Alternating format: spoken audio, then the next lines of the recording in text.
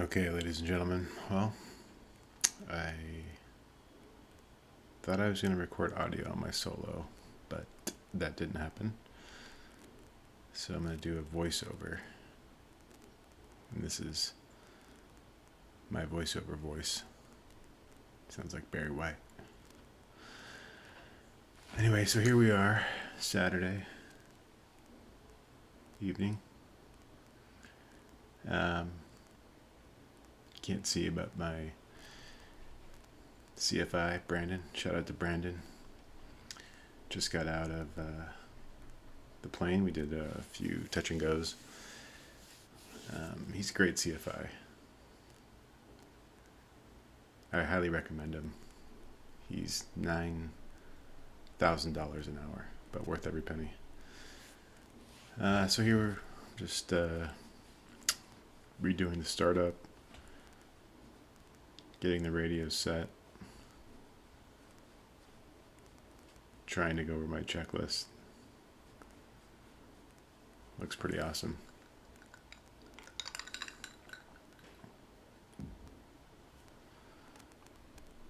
And I'm getting the airport information, listening intently. It's such a bummer that it didn't record because my audio was just so great. Talking to myself. I do a lot of talking to myself while I'm flying right now. The best part, though, it was my last landing. It was pretty sketch. Hopefully you guys hang around for that one. It's worth the watch. So I'm almost done here. Getting ready to call the tower. What I'm doing here. Making sure the flaps are up. That's what I'm doing, it looks like. Parking brakes off. Very important. I found out early on in my flying career. This is a Cessna 172 7310 Golf. You can see by the headliner it's maintained by a child. It looks like they didn't know what they were doing when they put a new headliner in. It looks awful. But it flies. Yeah, I think it was built in like 1970. It's a Cessna 172K. Alright, so talking to Tower. He's asking me if I was going to stay in the pattern. And I told him, it's private pilot solo. I don't think he heard me. It was one of the new guys. Ricky Ricardo at the tower.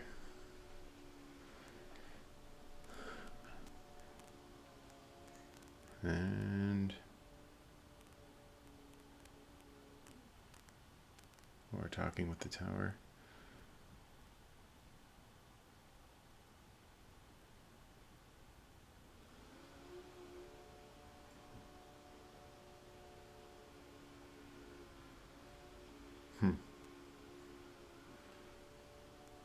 So he's giving me a squawk code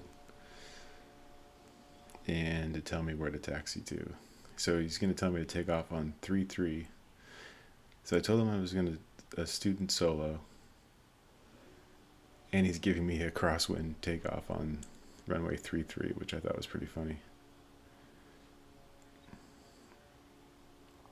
And I'm just putting the squawk code in there.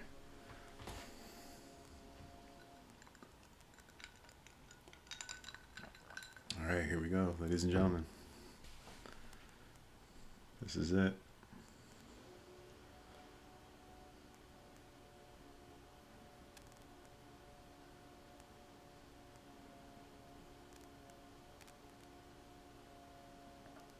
You can see the smoke. It was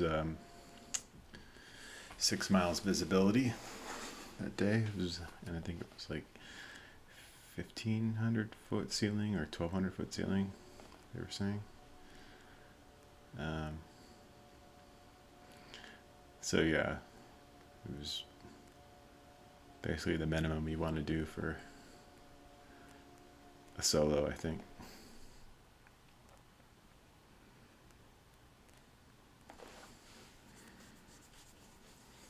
So I'm turning on to Juliet, and there's a Cessna 152 doing his run up right in the middle there, which I thought was pretty awesome.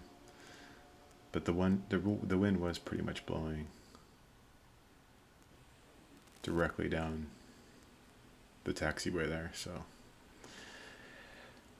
I had the courtesy to pull off to the side and also avoid his blast.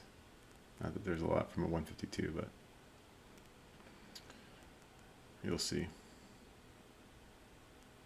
No, you won't see. I'll see. Trim, takeoff position, controls are free, and correct. Fuel selectors on both. Mixture is rich. I'm going to rev it up.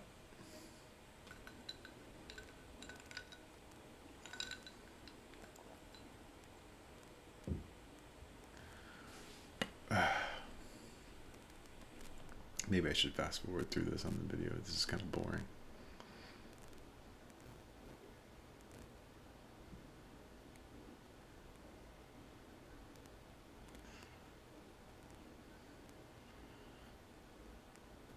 Also, this is during COVID.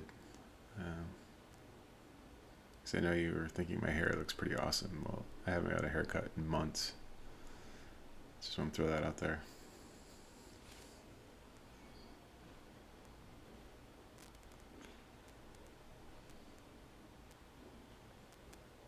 Circuit breakers are in. Double checking that my radio is set. And I'm going over to Oakland Tower right now. Tell them I'm ready for takeoff. I think I'm ready.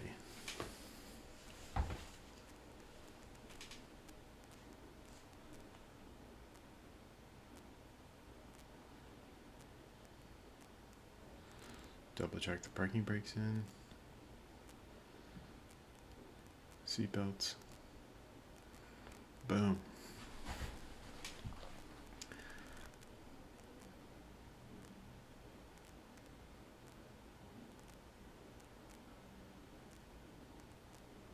One last check of the radios. And we're good.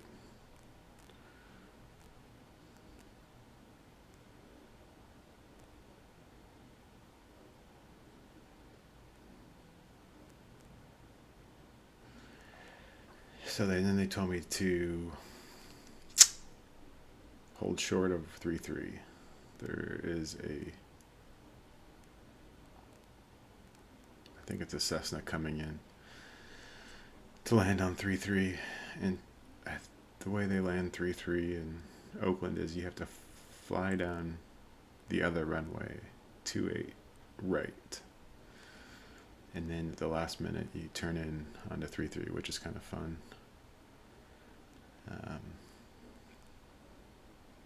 So I'm waiting for that person.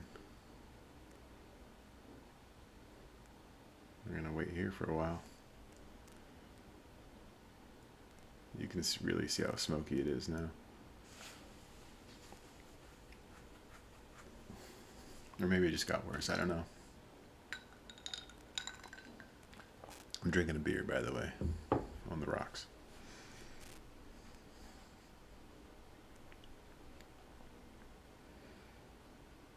Not in the plane.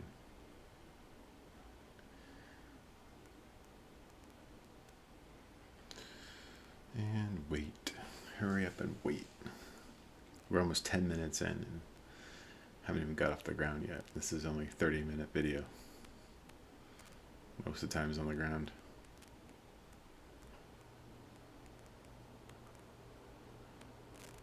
Just fixing the RPM there. We got a little low.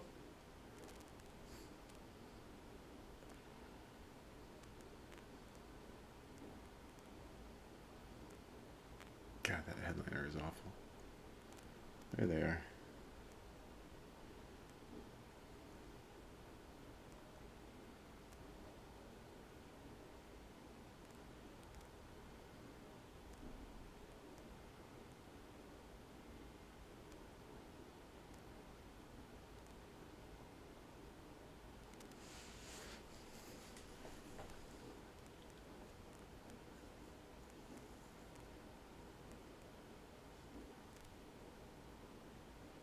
Do, do, do, do, do, do, do, do.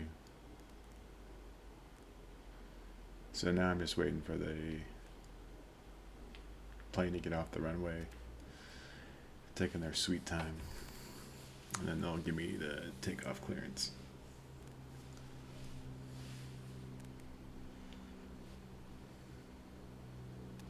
I just noticed those little handles on the sides there, like the oh shit handles. It's pretty cool.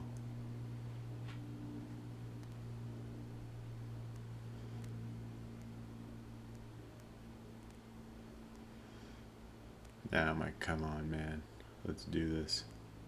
Talking to myself. Oh no, you just cleared me for takeoff.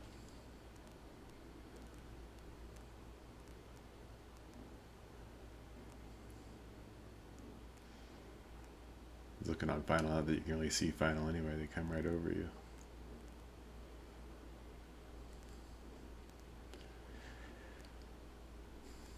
So since it's a crosswind, a little left from the left, give it a little left aileron, and then full throttle, we're rolling. It's really happening.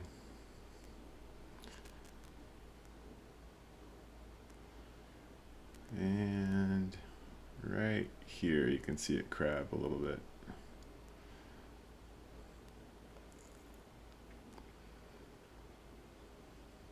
A little trim. Now there you can kind of see the crab going left but going straight.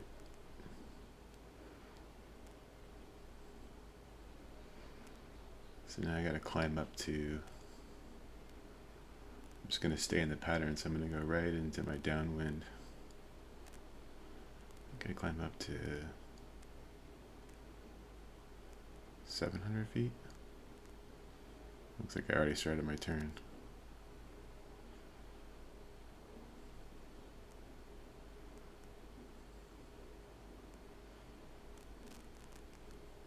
(1,000 feet is the pattern altitude for Oakland.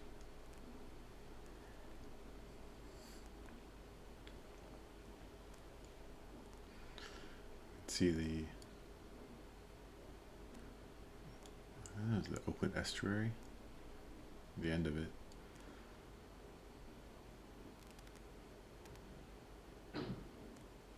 Wish I would have had another camera angle outside, but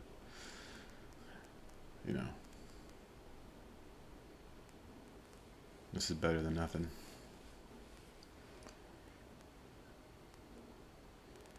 So now I'm at 1,000 feet, a little over 1,000 feet it looks like, a little high.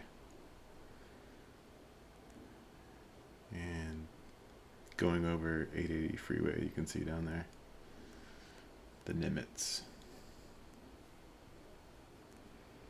Okay, got the RPMs down, carb heat is out. Gonna get ready to turn base.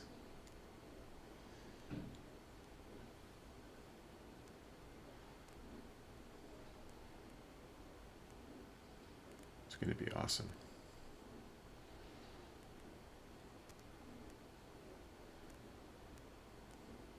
There's the turn to base. Still at 1,000 feet. I gotta start getting down, but it's going to happen here. Some flaps in.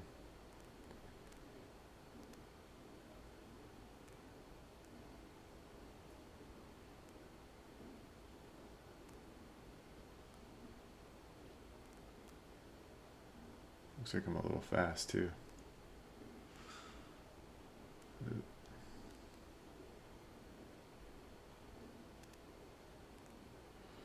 Okay, now we're down to 600 feet. Altitude's coming down. Beautiful San Leandro below. Or maybe that's open, I guess. So I'm lining up for 28 right.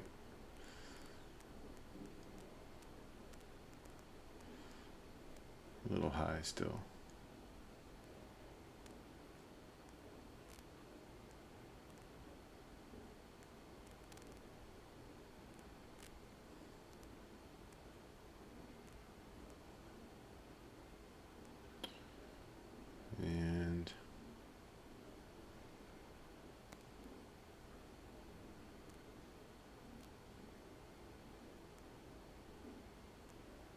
right now I'm like, oh, okay, it's looking good.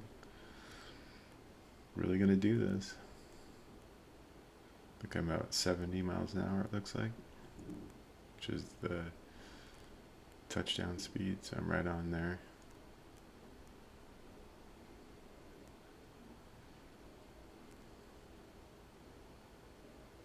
Flare-ish.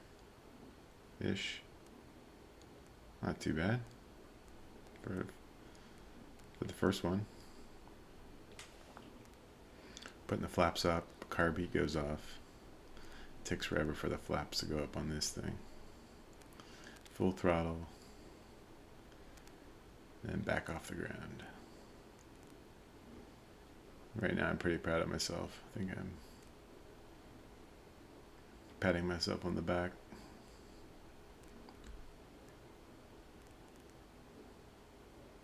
So there's runway 33, what I just took off from on the right there.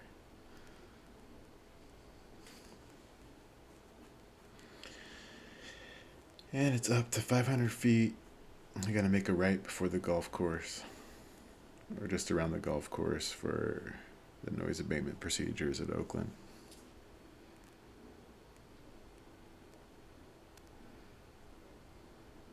Normally you want to go up to 700 feet before you turn. This plane doesn't climb very well either. It's 50 years old. You don't do a lot of things when you turn 50 that you used to be able to.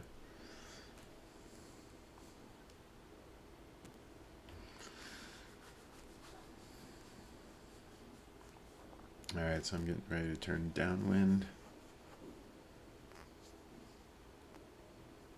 Where I am, you can see this open Coliseum out there in the arena. I think nobody uses them anymore. So it's right up here. The tower calls me up and they're gonna switch me runways. He's gonna put me over on 28 left.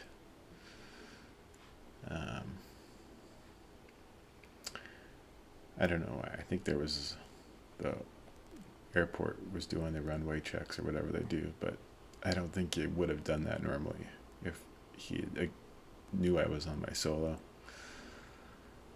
But we're gonna go with it. Yeah, so he tells me land 28 left. Carb heat goes on. Power down.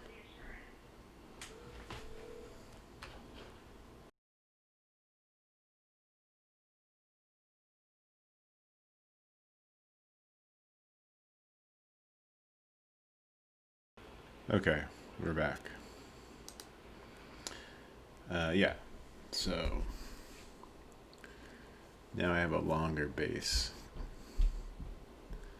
turn, or is it a turn? It's not a turn. Is it a leg? A base leg? I think it's a leg. So I have a longer base leg because I'm going to the far runway.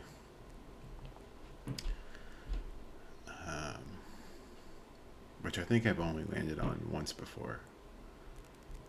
Or maybe I've not. I don't think I ever have, actually. I'm trying to think. Anyway, it runs parallel to 28 right, hence the name 28 left and 28 right.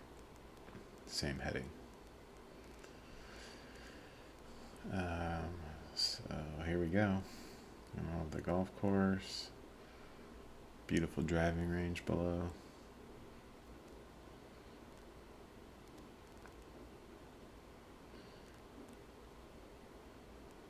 So normally on this runway, after you take off, you stay in the left traffic pattern. But he told me I could go right, which is good, which was what I was doing. I've never flown the left pattern on this runway. And it's a lot lower too. I think it's like 600 feet instead of 1,000 feet. You get fly over by the tower. And yeah, I just wasn't mentally ready for that one anyway. Alright, so looking good. Airspeed's like 70. Throttle's out. Not bad. A little flat, I think. And this runway is massive. Carb heats off. Back to full throttle. And I'm back up in the air. So now I'm just like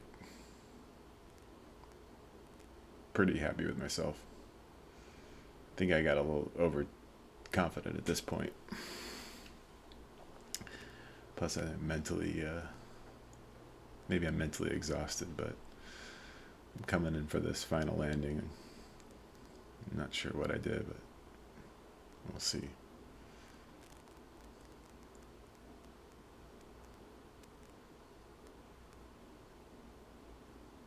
There's 500 feet.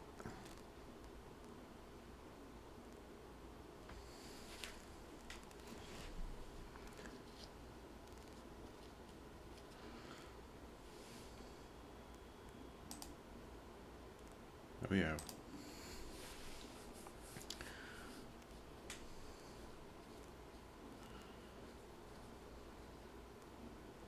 I think I'm talking to myself here, it looks like.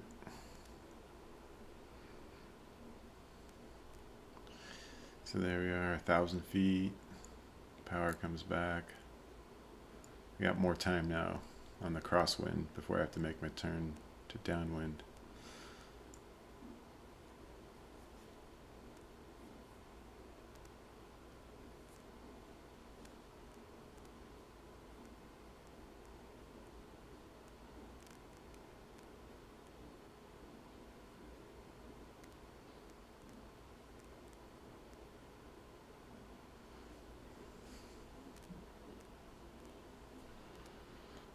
Little trim.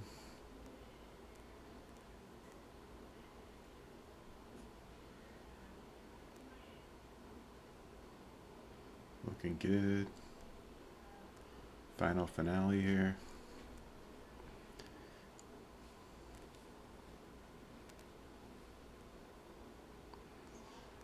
A little cruise over the freeway.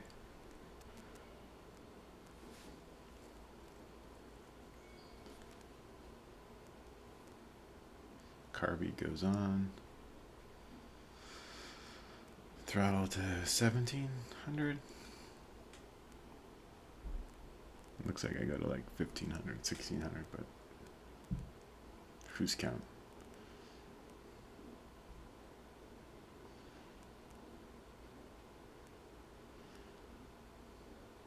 And yeah.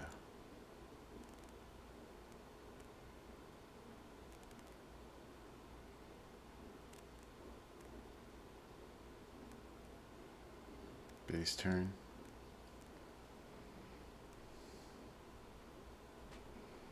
More. Looks like I'm talking to myself some more. Good chat.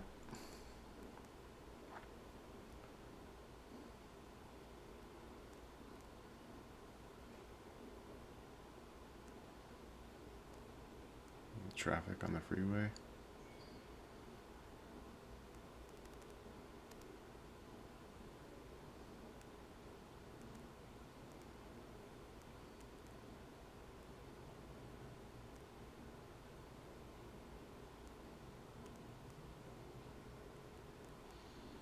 Looks like I'm down at 80 miles an hour, which is good. For my base, you want to be at 80.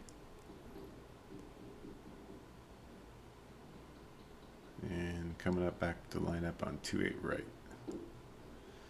It's like 10 knot winds this whole time. Pretty much down the runway.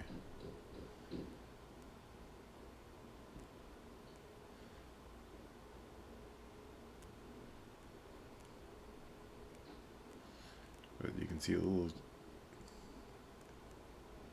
little gusts here and there.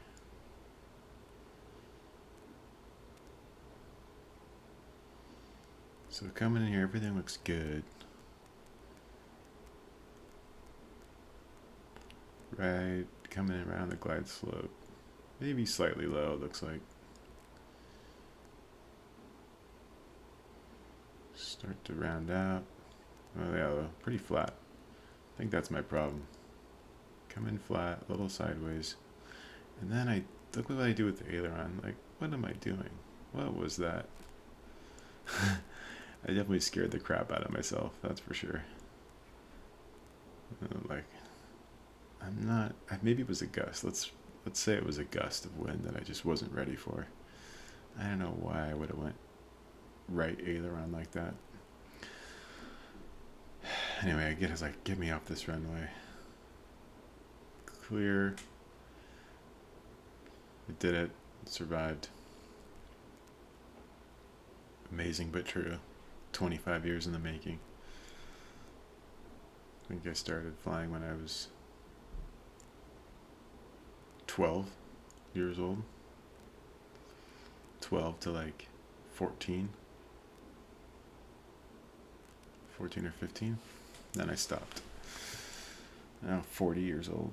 Big 4-0. This is like a midlife crisis thing, I'm sure. Alright, well, that's it. We'll see what happens next. Later, YouTubes.